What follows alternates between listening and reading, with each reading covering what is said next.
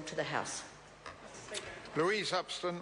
Thank you, Mr Speaker. The issue of the Members of Parliament Remuneration and Services Bill has been well covered in the first reading, and I just want to reinforce the fact that at the heart of this bill is the confidence that Members of Parliament and Ministers need to have from members of the public that they are conducting their business in the way that they need to, and that there is a level of independence in terms of both their salary, which is currently reviewed by the Independent Remuneration Authority, but this bill takes it a step further in terms of looking at the services that MPs require to undertake their jobs in terms of travel, in terms of accommodation and such costs, communications costs as well.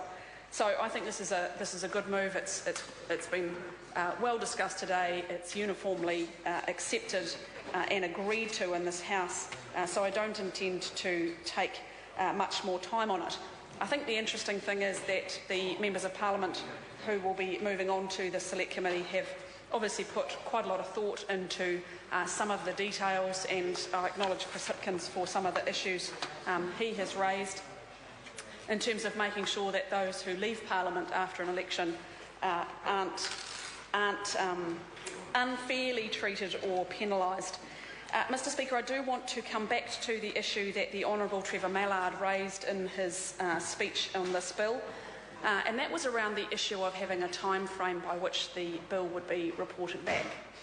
The concerns he raised were that there could be a perception from the public that Members of Parliament could be seen to be rushing this process. There is absolutely no intention to do that.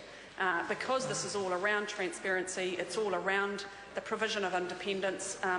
The Minister has agreed and realises that it is important that this process be done and done well without a time frame.